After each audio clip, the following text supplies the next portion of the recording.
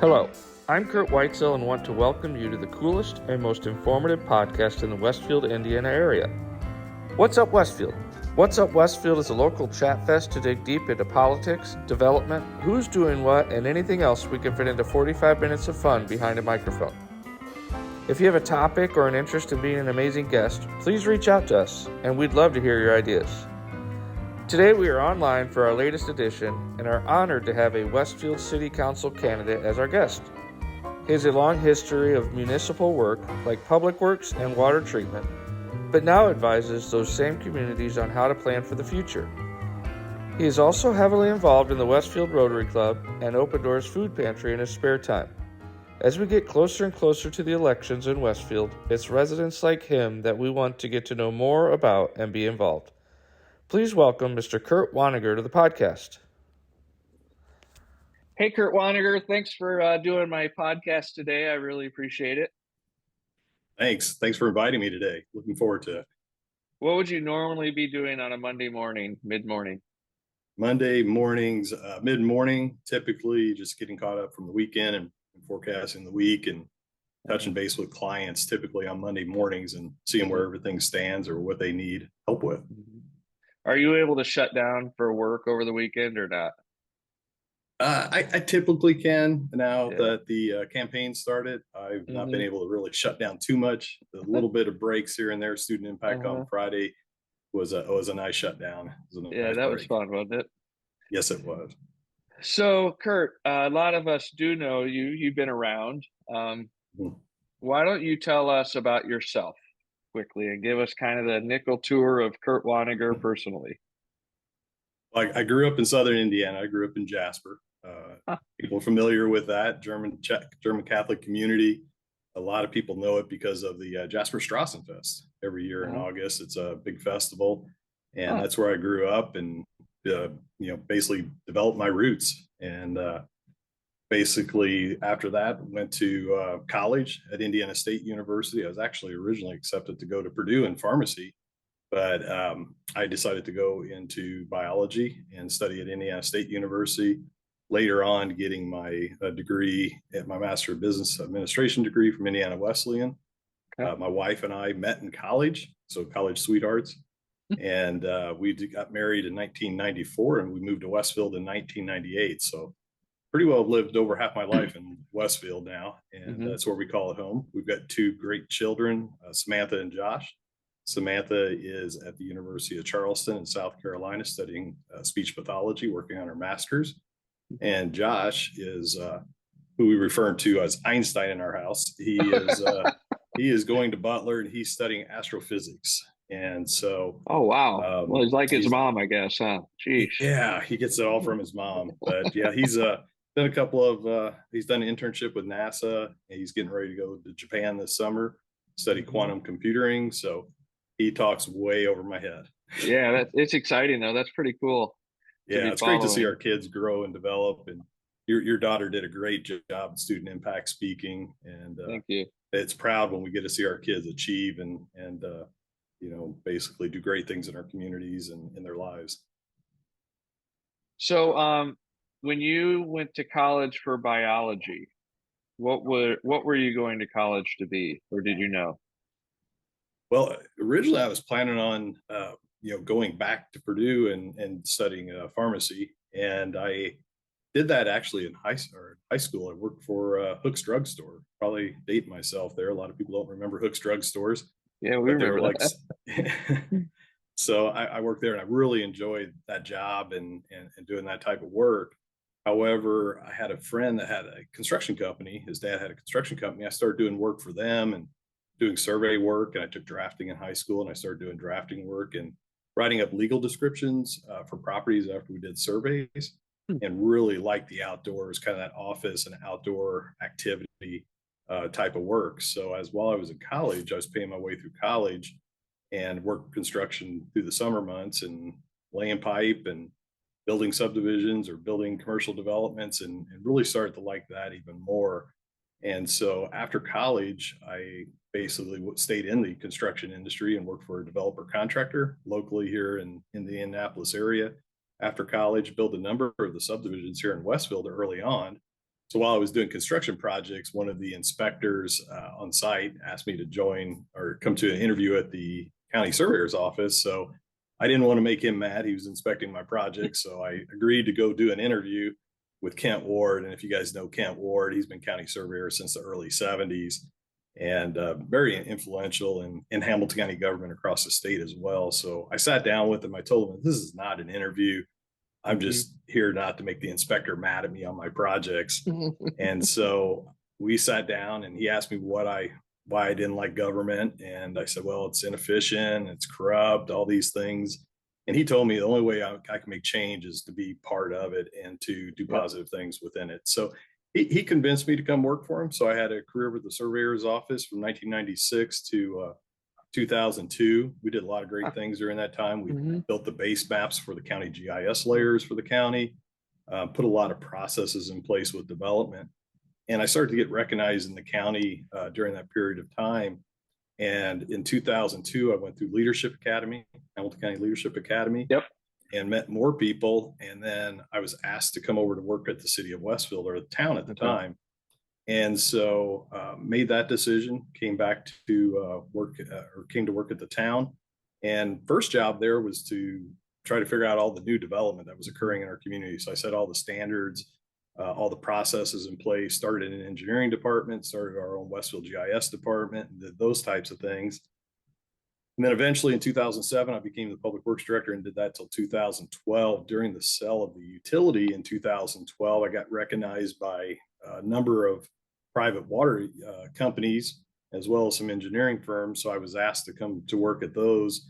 And so in 2012, I went to work at American Water Companies, spent 8 years there, working with the executive leadership team at the Greenwood office and doing projects all around the state of Indiana.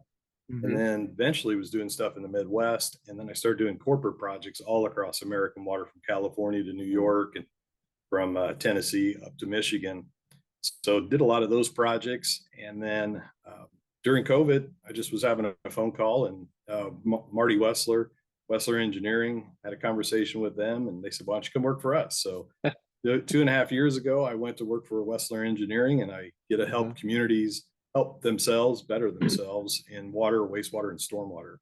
And so that's kind of what I'm doing now is engineering as my career. So if you had to tell me what your daily job is in a minute or so, what is your daily job? Daily jobs working with the communities, working client relationships with mayors and council members, Board of Public Works, utilities, personnel, as well as the guys, the boots on the ground as well, helping them with various situations. They may call me about a chlorine issue they may be having at a water treatment plant, or just operations at a water treatment plant. They may be having issues at wastewater that they need some guidance or assistance on. And then putting proposals and contracts together. So I do a lot of contract management and managing those from start to finish, as well as through the construction phases and things like that. I don't typically call in utility locates like you have in your backyard going on behind you right now, but that is usually part of our surveying department. I was going to try to ignore it as long as I could. He's been over here to my left for the whole time, like staring. So I'm glad he's working now. Yeah, so that's the thing I enjoy about my job is I get to go out and sit down with mayors and council members, and what we do is we do asset managements of their entire systems. We put capital improvement plans together. We basically develop a vision for their water, wastewater, and stormwater utilities, so they can manage them and have a plan to how financially they're going to be able to do the projects or improve their communities. So that's typically what I do on a daily basis. So when you became, what was your first, when you were public works director in Westfield, what was the biggest struggle for a little town of Westfield that was kind of growing pretty fast, starting to grow? What was the biggest problem? That's a great question. So Carmel, Fishers, and Noblesville had a lot of their procedures and practices already in place on how they wanted to do their development associated with their utilities, water, wastewater, stormwater, and their streets improvements. Westfield's standard book at that time was probably a 1/4 inch to 1/2 inch thick. And so my first job was to update all the standards within that manual, basically cross sections of roads, subdivisions, how we wanted those to be built, putting all the processes in place with the developers to understand what they needed to do so they were aware and they could figure their costs throughout the entire project, and then working with them through their developments when they came in, and helping them to understand how the utilities were going to serve their development, how roads needed to be worked on or approved in the area, and then basically putting bonds in place and those types of things all the way through the approval process. So one thing a lot of people don't know about like subdivisions and developments, they usually got to post a performance bond, and they don't get to release that performance bond until everything's been accepted. Then it goes into a 3-year maintenance period. And so that was a big step for the city and a big step for the developers, because a lot of developers that were coming into Westfield, they were coming here because there wasn't a lot of regulation. So putting some of those steps in place help the community in a long term not have a lot of issues or costs down the road, and also help the citizens that they didn't have a lot of issues in their subdivisions or commercial developments that they were doing. So do you feel like, so that stuff you did, when was that? That was 20 years ago, 15 years ago, maybe? A dozen years ago. The stuff you were doing then, is that still stuff that's pertinent now, or do you have to change again when you get to 50,000 residents or whatever? Does that, when you become, I know the water's gone, but or the utilities are gone. So is it the same rules, or do the problems just get bigger or different? Yeah, I mean, there's always things that come up, new technologies, new evaluations of what you're looking at within your community. I would say probably the biggest thing, is like the comprehensive plan for the city of Westfield. Originally when that was put together was early 2000s. It was updated around 2007, 2008 with a few updates since then, but really hasn't been updated. The first comprehensive plan that was put together in early 2000s was supposed to last 20 years. I think it was the vision of it was a 2020 comprehensive plan. And it was only supposed to last 20 years. So we really haven't gone through a full evaluation of that comprehensive plan to update that. And, as far as the comprehensive plan as public works, we didn't really deal with the aesthetics of the buildings or, what needed to be built along what corridors and stuff. We were looking at more of the infrastructure at that time and how we wanted our road corridors to look at and things like that. But as today, what we really need to do is we need to update that comprehensive plan. We need to identify our commercial areas, our industrial areas. And so when developers come into our community, we say, hey, we got a place for you. And, it's a place where you can go and start developing. You don't have to do rezoning, those types of things, and have those ready for them, that they can start to do the developments in those areas. Another thing would be the transportation plan, the thoroughfare plan. That should be updated at least every 2 years. I don't think it's been updated since 2011. So that thoroughfare plan, our community's changed, traffic patterns have changed, ADT, average daily travel has changed. And we need to really look at that plan as well, and how we can best move and have people around in our community, as well as businesses, the traffic that they bring. So when were you around when the utility sold to Citizens? Yes.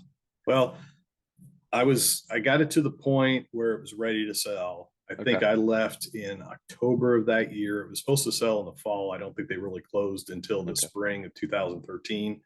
But I had some goals that I had in place. I wanted to kind of protect the employees that worked in the public works department, especially the water and sewer department, that they had, a job moving forward, whether it was with the city or with the utility, that their perf and other benefits that they have were protected, whether they went with Citizens or they stayed with the city.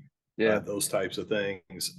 I want to ensure that the community was getting a good, fair value of the utility, which I think they did. And then also that the utilities were going to have a smooth transition. So I think I think I accomplished all those goals. So in October of 2012, American Water reached out and said, hey, we'd like for you to come work for us. And that's when you must have done something right. They were watching, I'm sure. So, and that was even the group that bought. So so that's what, one of the things with my career, honestly, is, as some of the people know in the community, I'm running for city council at large right now. And I'll be honest with you, this is really the first time I've interviewed for a job. Most of the jobs that I've interviewed for, have been based on my past performance. So my past performance has spoke for itself, and that has led me to the next the step in my career. So, this is really first time getting out and knocking on doors and saying, Mhm. "Hey, I'd like to be your city council person," and Yeah. No, doing it's door to totally door different, interviews. isn't it? It Yeah, is yeah. totally different. So So, looking back and I guess I said no controversial, but I do have a question. Would you looking back in hindsight 2020, right? yeah. Would it was the sale of the utilities still a good move for the city at the Yeah, time? that's a question I get a lot of times. Hmm. For the city and what the council and the mayor wanted to do at that time, selling the utility to do other projects within the community, the vision that Uh-huh. they had, Yeah. they felt that was the best thing for the community. Keeping the utilities or selling it, that's always a question. Hmm. If we sold it today, it'd probably be worth a lot more than what it was back then, Yeah. especially with the growth and the things that we had. There was always challenges of keeping up with the growth and doing those Hmm. things, but I felt we were doing a pretty good job, and we could have continued to maintain that and Hmm. worked with the other utilities around us. Citizens has done a great job with the utilities and managing the infrastructure and things like that.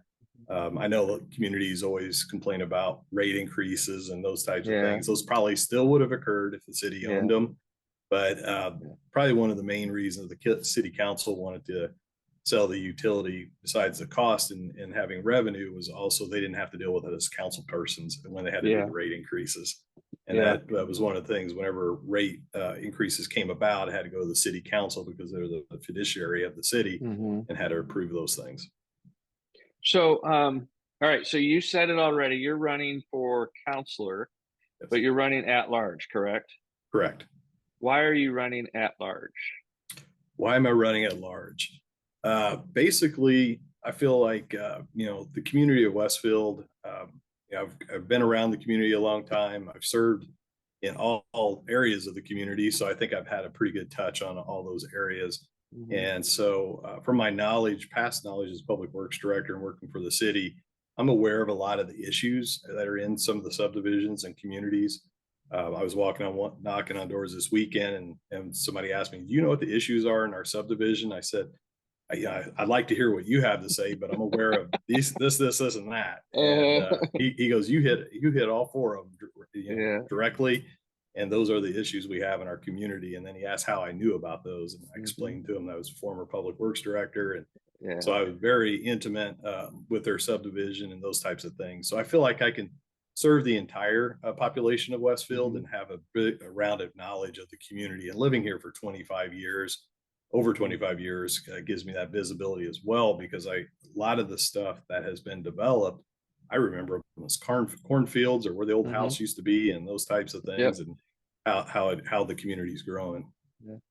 You know, I get in conversations now because I don't have a history as an adult anywhere. Westfield is where I've lived the longest as an adult, and knowing the history on stuff like that is Yeah, I'm now knowing that 20-year-old history or whatever. yeah, It's just kind of weird to me that I didn't where I grew up. I don't know anything about it, so it's yeah. kind of interesting. And people talking when you like you're saying a neighborhood, where the old house Mhm. was or Yeah. why something occurred the way it did.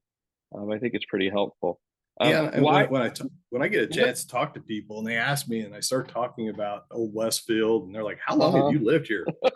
I'm like, "Well, since I started doing work here in 1994, Uh-huh. moved to Westfield in 1998, but a lot of the development didn't start till 1996. So I got to see from the old town Westfield, just expand and grow over that Uh-huh. period of time. So I've had the opportunity to see a lot of the good, the bad, the ugly, and Hmm. things that we could probably do different as a city and a Yeah. city council in leading the residents of Westfield. So what? I mean, you have been around for a while. You've been involved for a long time. Mhm. Why suddenly did you decide to go strong on becoming a counselor? What suddenly triggered that event? Yeah, so I've been thinking about it for the last two council cycles, and Hmm. really wanted to serve in my community. Those that know me, I'm a servant at heart. And that started, I think, when I started working at the county surveyor's office. I kind of identified my leadership style and been able to develop my leadership style over that period of time as a serving leader in a community.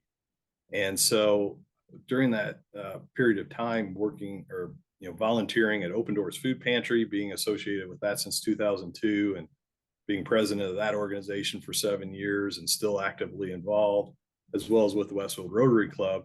I just have a servant's heart, and I love doing things in our community and improving our community. And so this time around, the other 2 cycles, I just didn't feel like my life was where I wanted it to be. We still had kids at home. I didn't want to take away. Family is so important to me. That's a cornerstone of our house. And basically I wanted to be able to have the time for Samantha and Josh, as well as my wife, to do the things that we wanted to do. So now that Samantha and Josh are both off at college, and my wife is, she's feeling the effects of it already with the council trail that I'm on, but we'll find the time for each other and things like that. She went down and visited Samantha down in Charleston last week for a long weekend, so I got to do my stuff while she was gone, and she came back. But I think right now is the best time in my life, with the kids off to college, and with my wife and my career and the career that I have. Also, I met with my executive leadership team at Wessler Engineering, and I asked them about a year and a half ago that, hey, can I run for city council? Would you guys support me in that? They said, yes, we'll support you in it.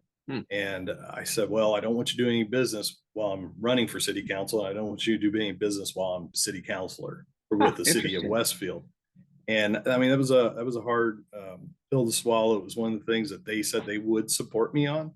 And one of the reasons I did that, I wanted to make sure I had no conflicts of interest within the city of Westfield as a city council person, if selected and elected by the voters in our community. So so you've been chewing on this for quite a while, at being involved. You've had a long time to think about, and you know a lot about the specifics and needs of the city. What would you say a couple of your long-term goals as a counselor would be? Yeah, the first year, if I was on city council, we've got to get a lot of plans updated. I talked about the comprehensive plan, the thoroughfare plan, other things like that. We need to get those up to speed, and we need to find out what our identity and our vision is. The vision that was put together in the early comprehensive plan, or the one that was updated in 2007 to 2008, the population was 7,000, 5,000 in 2000. Later on, it was probably around 15, 18,000. When I left, it was 35,000 in 2012. Now we're over 50,000. And without any development approved today, we're still going to go to 70, 75,000. I'm working on a watershed study for all of Hamilton County right now to see if Hamilton County has enough water to sustain itself with all the growth and development that needs to occur. And I've projected out to 2040 that we'll be over 100,000 if we keep on the trajectory and the pace that we're on in our community. So that first year, we need to get a lot of plans updated, and then put plans together on how we're going to do our paving our roads, improving our intersections, and having all that stuff in place. But also where we want all the development to occur and those types of things in our community, and be open for business for those businesses to come here. While knocking on doors and talking to people, I ask people where they work, and 75% or more don't work in Westfield. They work outside of Westfield. So I would like to see Westfield as a place where you not only live and you play, but also you work and you have that ability. And I can tell you, right now I work just south of the border in Carmel, but it's nice. I get on my bike and I can ride down to the office in 35 minutes, and it's a nice ride down and a nice ride back. 6 minutes or 6 or 7 minutes if I take my vehicle. So it's nice to be close to home, and it provides that additional opportunity to be involved with the family and also be involved in the community. So if we can create more of those businesses here, it'll help to sustain our community. For the restaurants, as an example, everybody in our community leaves and they go to work. Restaurants don't have anybody eating here during the day if Grant Park's not occurring during the summertime or that Thursday through Sunday. So if we had people working here, they would eat here during the week, it would help sustain those restaurants and other businesses, local businesses we have. And so I think just developing that vision for our community and getting input from the community on what that vision is. And it's just not the vision of the whole community. It's the vision of what we want for our downtown. What do we want for our various districts and areas, and incorporate that into that comprehensive plan. So in your head, we need to start planning as if we're going to be 100,000 person city, correct? Yeah, it's one of those things. I know a lot of people want to control the growth. I agree. I think we need to have intentional and thoughtful growth. Hmm. Um, I'm not running on a platform to have more donut shops and more, oil change and tire locations and more bank Uh-huh. locations and things like that, fast Uh-huh. food restaurants. I think we got a pretty good group of those, but we can control our growth, just like when we had the utilities. We kind of controlled the growth of how far we would expand out from our city and Hmm. do the infill. Now we're getting so far out, and we have businesses popping up all over the place, and then we have to figure out, or they have to figure out, how they can incorporate within those areas. Hmm. And somebody that has lived here for their whole life, or even 50 years, and everybody developed around them, and now today, they want to sell their land, but the people don't like the use, and so Yeah. they're preventing that person from selling their property and moving forward. So Yep. that's always a challenge in a community, but at the same time, we've got to look and be fair to those individuals too. Yeah. What is the right use for that area, and how can it Yeah. develop?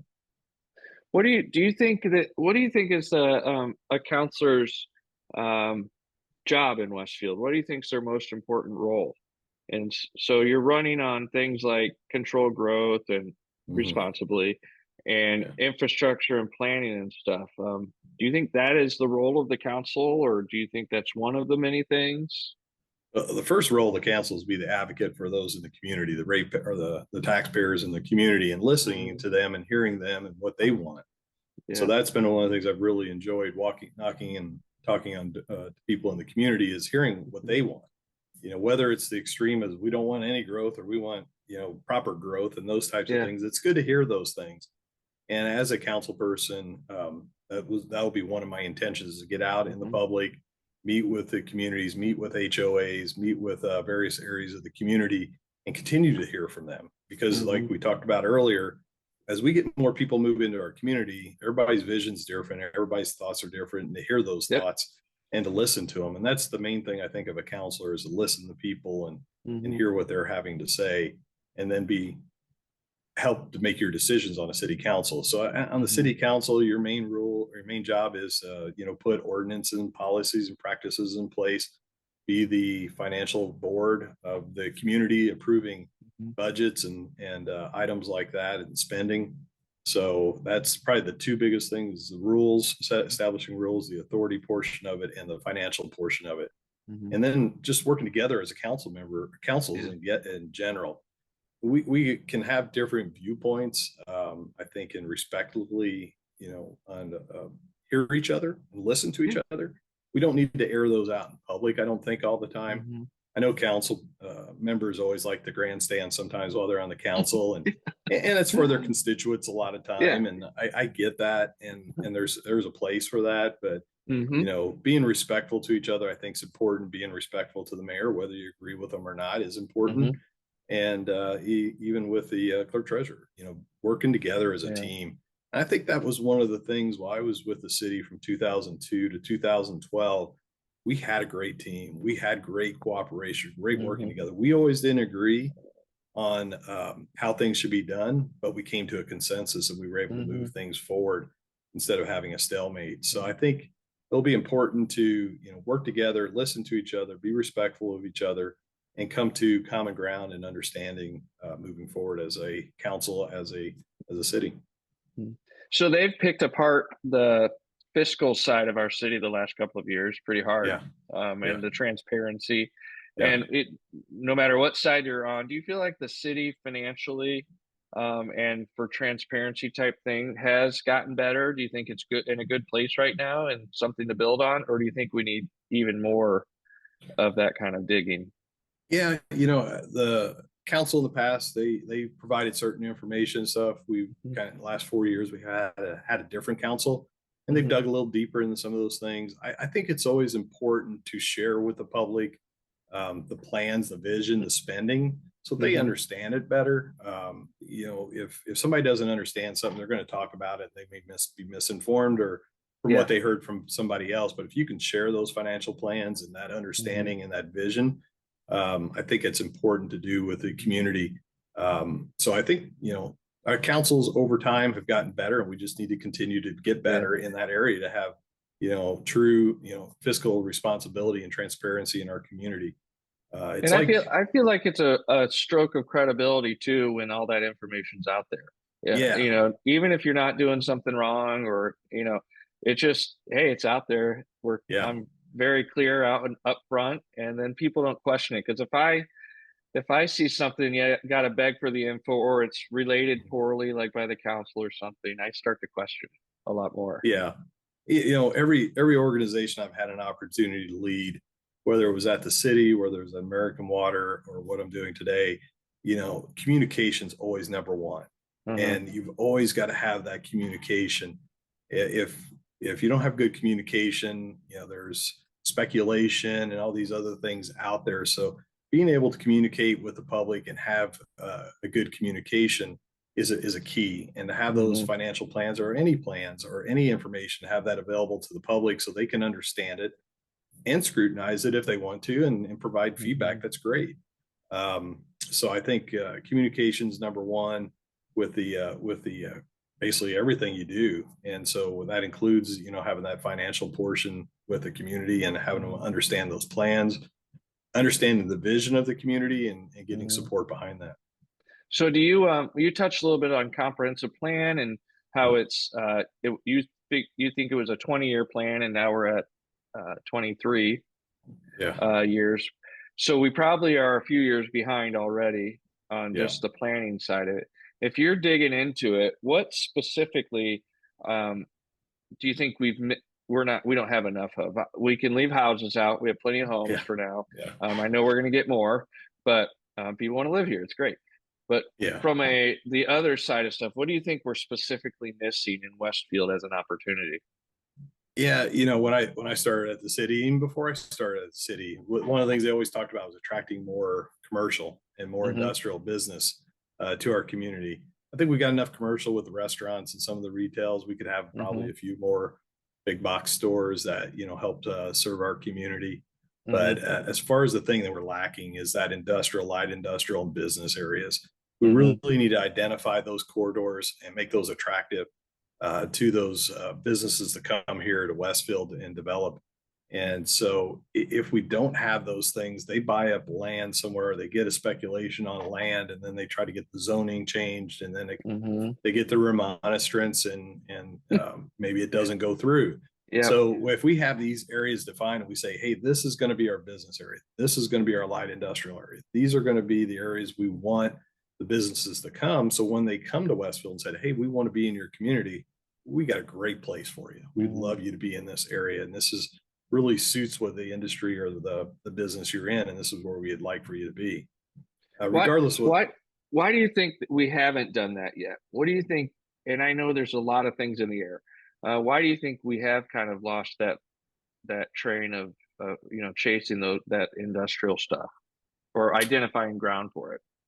Yeah, as far as identifying ground, I don't know specifically. I can't put my finger on one thing that says why we haven't or have done what we've done. But it might be because of the developers or the property owners as well. They've got somebody speculating on their land, or maybe have their land tied up, and they're not in agreement to it. So, for example, if I owned 80 acres and I've got a developer that's, got an agreement with me, and they're paying me, $1,000, $2,000 a year just to be able to have a option on my property for a residential subdivision. And I come to them from the city standpoint and say, I want it to be this. They're like, well, that's going to affect my agreement I got with this guy, and those types of things. So it's a sensitive thing when you're talking about people's property and property rights. But as far as identifying the issues specifically that have caused that issue, I can't put one thing on it that causes it. But I think if we were able to more identify those areas and provide those opportunities, those businesses would come here. We want to be Westfield. We don't want to be Carmel. We don't want to be Fishers. We don't want to be Noblesville. But at the same time, we need to take what they've done right and implement some of those things here. Take what they did wrong and don't do them. Yeah, right. And Make learn. note of those. Yeah. So do you think it's the council's job to create those opportunities, or do you think it's more of top down mayor's job and then the council to support those. How do you think that role goes, or is it everybody's job? It's everybody's job. It's the mayor's job. It's the council's job. Developing an economic development team to go out and look for those opportunities and attract those businesses and ask those businesses to come here and work. We've got one person that does economic development for the city of Westfield. In my viewpoint, we need a team of people doing that. It takes a lot of work, takes a lot of effort. There's a lot of heavy lifting that goes in up front to get somebody attracted to your community.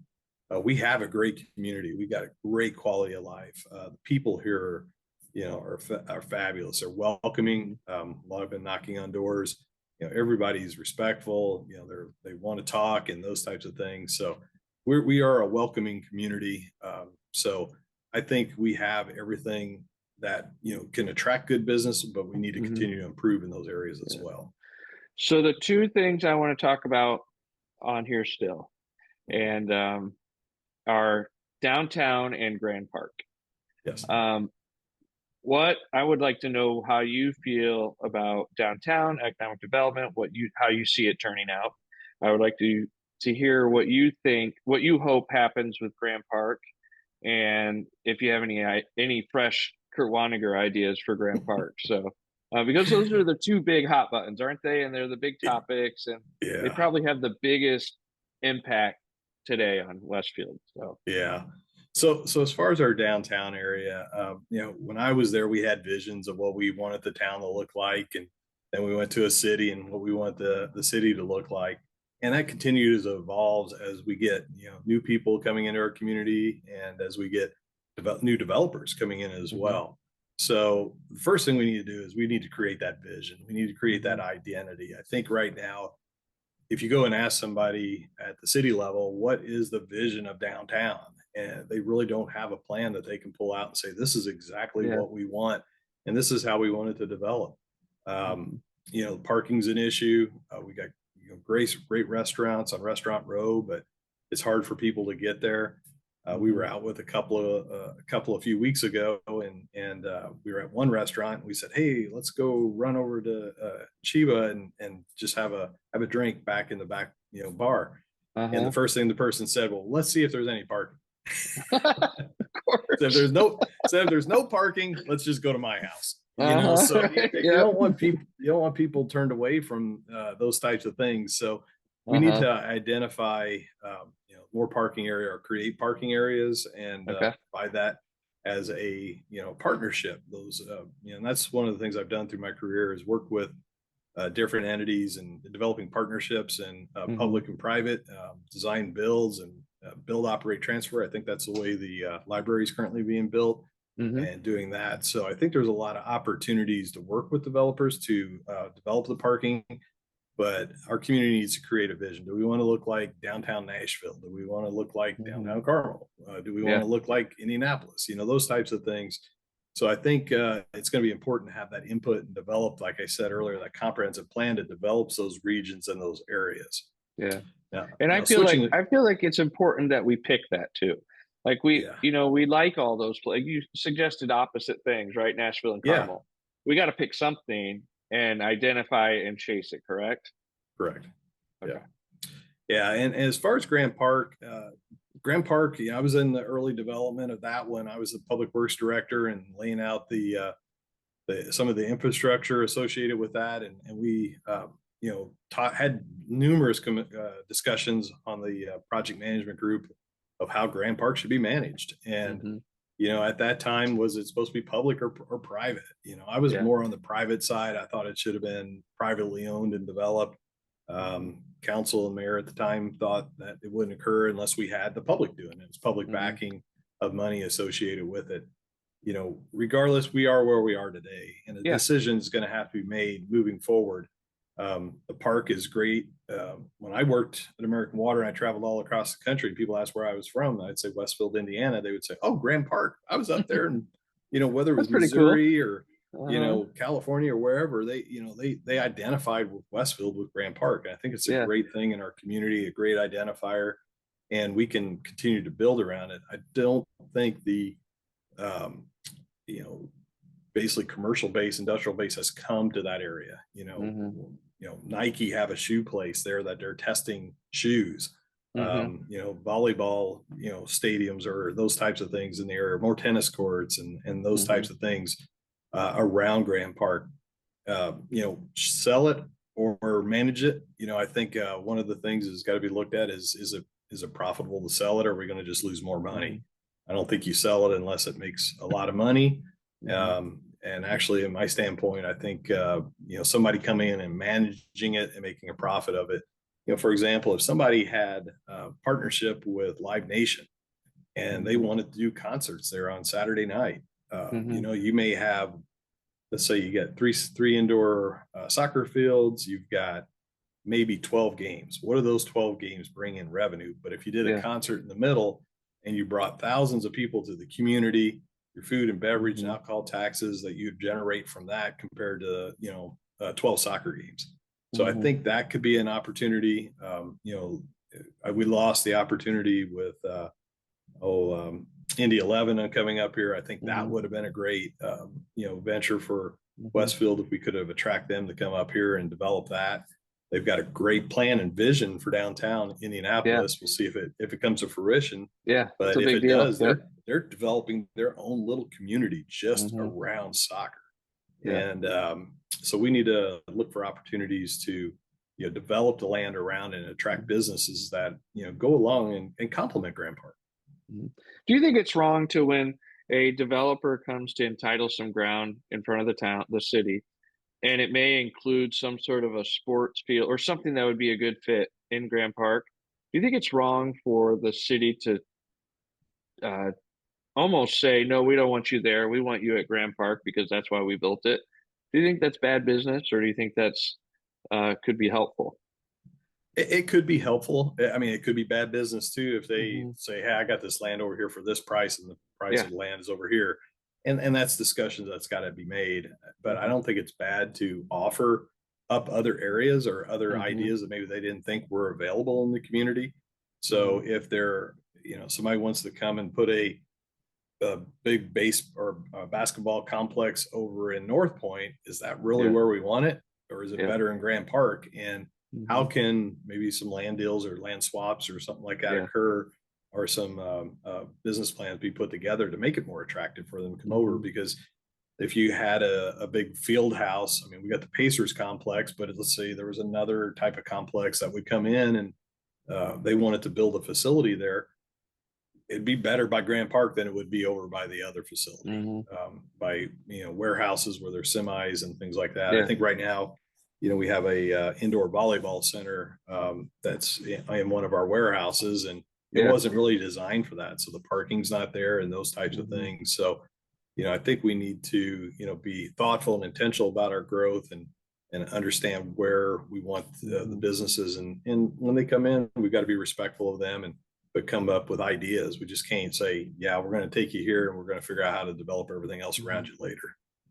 So, and that one of my big concerns has been that we haven't been able to be competitive with Grand Park ground and development ground around it.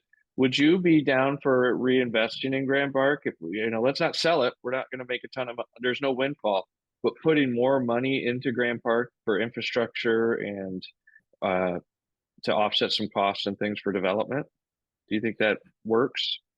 And when you say infrastructure, what are you referring to specifically? So like where there's not water and sewer, where there's no utilities, for instance. If a developer says, oh, I can't afford to go there because not only am I paying this much for the ground, I got to run utilities, and I can go over here to this industrial park and build. Do you think that's worth subsidizing as a city to get that activity?